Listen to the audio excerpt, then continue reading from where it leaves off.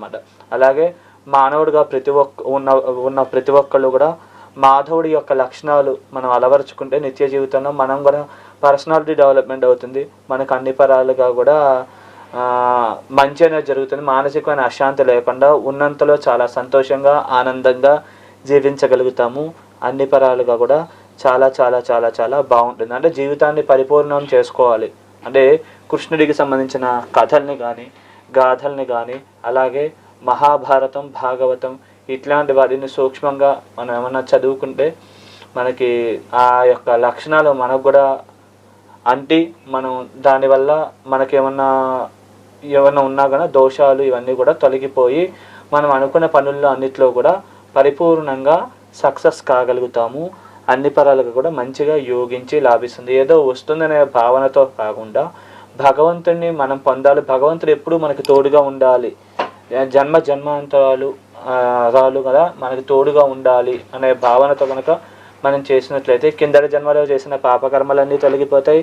ఈ జన్మలో ఉన్న చెడు జరిగే ఏవైనా రాసిపెట్టి ఉంటే అవన్నీ కూడా దాని యొక్క తీవ్రత తగ్గి వచ్చే జన్మ అయితే జన్మ వస్తుంది, మోక్షం వస్తే మోక్షం వస్తుంది. దానికి కూడా ఒక సరైన పునాది ఏర్పడి యోగాలు కూడా శాశ్వతంగా మనకి లభిస్తాయి. అవి ఏంటంటే ఇది ఒక క్రమబద్ధమైన జీవన విధానం. అంతేగాని ఇది చేస్తే లక్షలు వచ్చేస్తాయి, ఇది చేస్తే కోట్లు వచ్చేస్తాయి, ఇలాంటి దృక్పథాలు మంచిది కాదు. ఇలాంటి వాటిని నమ్మమాకండి.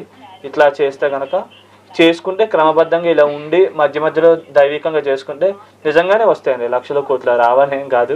కాకపోతే ఒక సరైన దృక్పథము కలిగి ఉండాలి. ఇది మాత్రం తెలుసుకోవాలి ప్రతి ఒక్కళ్ళు.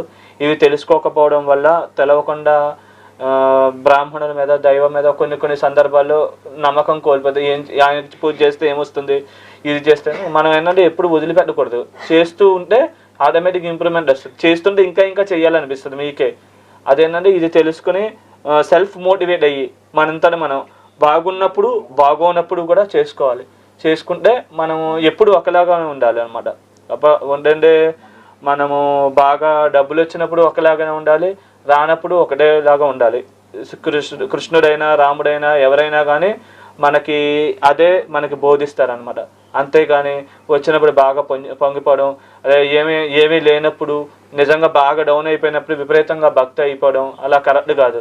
ఇంకోటి చాలామంది భయంతో పూజలు చేస్తున్నారు. భయంతో చేయొద్దండి, భక్తితో చేయాలి. చేస్తేనే ఫలితం ఉంటుంది.